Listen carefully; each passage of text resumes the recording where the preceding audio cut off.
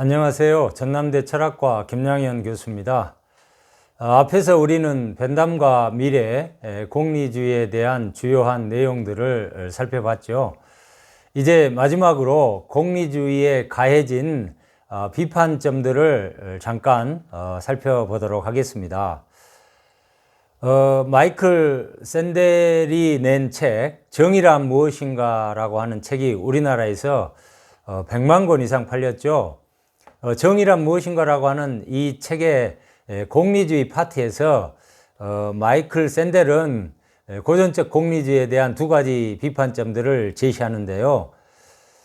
그 하나는 벤담의 공리주의가 인간의 존엄성과 개인의 권리에 큰 비중을 두고 있지 않다는 그런 점이고요. 그 다른 하나는 도덕의 문제를 쾌락과 고통이라는 단 하나의 저울로 측정하는 오류를 범하고 있다는 점이죠.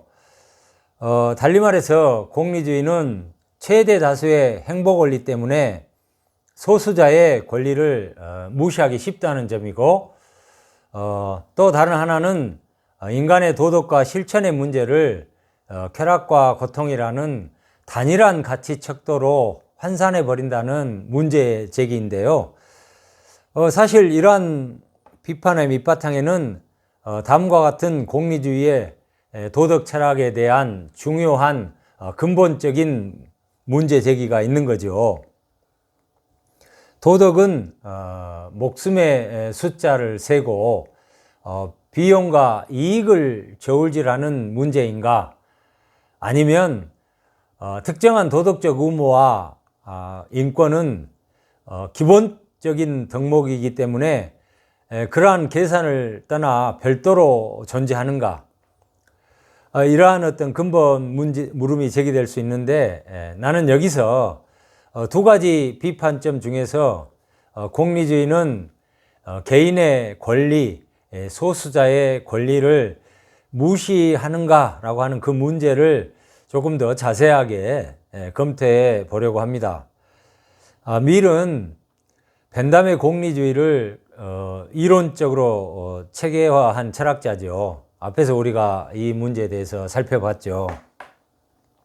밀은 벤담이 주창한 쾌락과 고통의 양적 계산 원칙을 넘어서서 좀 더 인간적인 원칙을 가지고 공리주의를 이론적으로 정교화하려고 노력했다고 말할 수 있습니다. 밀은 특히 자신의 역작 자유론에서 개인의 자유와 권리 옹호 문제를 이론적으로 해결하기 위해서 정말 혼신의 노력을 다했는데요. 밀은 사회 혹은 정부가 개인에 대해 가하는 어떤 강제나 통제, 그것은 뭐 법적이거나 도덕적인 어떤 제재나 강제, 이런 것을 의미하겠죠. 이러한 것을 엄격하게 규정하기 위해서 자유의 원리를 매우 분명하게 제시했는데요. 여기서 보는 것처럼 인간 사회에서 누구든 개인이 됐든 집단이 됐든 뭐 정부가 됐든 국가가 됐든 다른 사람의 행동의 자유를 침해할 수 있는 경우는 오직 한 가지, 자기 보호를 위해 필요할 때뿐이다. 되게 이런 경우를 우리는 정당방위라고 이렇게 이야기하죠. 그러니까 정당방위의 경우를 제외하고는 문명사회에서 구성원의 자유를 침해하는 그 어떤 권력의 행사도 정당화될 수 없다라고 하는 거죠. 다음을 보시면 본인 자신의 물리적 또는 도덕적 이익을 위한다는 그러한 명목 아래 간섭하는 것도 일절 허용되지 않고요. 당사자에게 더 좋은 결과를 가져다 주거나 더 행복하게 만든다고, 또는 다른 사람이 볼 때 그렇게 하는 것이 현명하거나 옳은 일이라는 이유에서 본인의 의사와 아무 상관없이 무슨 일을 시키거나 금지시켜서는 안 된다는 거죠. 밀은 자유주의자답게 인간의 자유권을 매우 폭넓게 정의하고 있죠. 자기 보호를 위한 정당방위 외에 어떤 경우에도 사회 구성원의 자유를 침해할 수 없다고 단언합니다.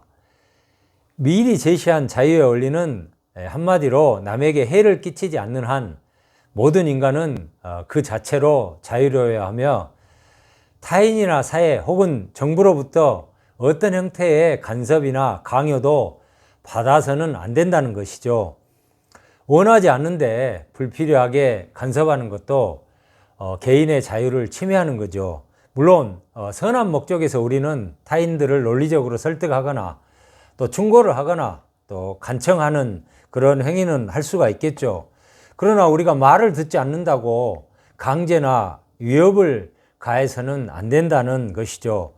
이러한 의미에서 개인은 타인의 자유를 침해하지 않는 한 절대적인 자유를 누려야 하며, 그러한 의미에서 우리는 자유권의 그런 주권자라고 이야기해야 되겠죠. 그렇다면 개인의 자유를 절대적으로 옹호하는 이러한 자유의 원리가 어떻게 이 공리주의 원리와 충돌하거나 모순되지 않으면서 이론적 조화를 이룰 수 있을까? 자유와 공리주의 원리는 상호 모순되지 않는가라고 하는 이런 질문을 던져볼 수 있겠죠. 자, 최대 행복이라는 공리의 극대화 논리를 우리가 장기적인 안목에서 이렇게 해석한다면 개인의 자유와 권리 문제를 공리주의 이론 내에서도 해결할 수 있다는 것이 밀의 입장인데요. 우리가 긴 안목에서 개인의 자유를 존중하고 보호해 간다면 장기적인 안목으로 행복이 공리가 극대화될 수 있다는 거죠. 그래서 소수의 권리나 의견을 무시하지 않게 되는 그런 점에서 공리주의 내에서도 충돌하지 않고 모순되지 않고 얼마든지 소수자와 개인의 권리와 인권이 보장될 수 있다라고 하는 거죠. 만약에 우리가 소수자의 권리나 의견을 무시하게 되면 지금 당장은 공리의 극대화를 달성할 수도 있겠지만 장기적으로 사회의 불행이 증가하고 행복은 감소할 거라는 그런 논리죠. 그래서 밀은 공리주의 이론 내에서도 자유의 문제, 개인의 어떤 권리의 문제가 충돌하지 않고 해결될 수 있다, 이런 입장을 취했는데요. 그런데요, 아까 언급했던 것처럼 샌델은 정의란 무엇인가라는 책에서 소수의 자유와 권리를 무시한다는 공리주의에 대한 비판을 밀이 과연 성공적으로 방어했는가라고 하는 이 질문과 관련해서 샌델은 다소 회의적인 태도와 관점을 취하는데요. 샌델은 두 가지 이유를 들면서 밀이 개인의 자유와 권리에 대한 설득력 있는 도덕적 근거를 제시하지 못하고 있다고 비판을 하죠.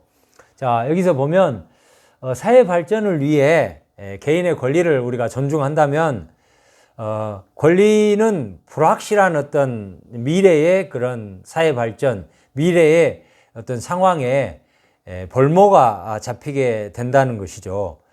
두 번째로는 개인의 어떤 권리를 공리주의의 관점과 시각으로 이렇게 본다면 누군가의 권리가 침해됐을 때 그것이 사회 전체의 행복에 어떤 영향을 미치든 상관없이 당사자에게는 부당한 행위가 된다는 사실을 간과할 수 있다라고 하는 것이죠.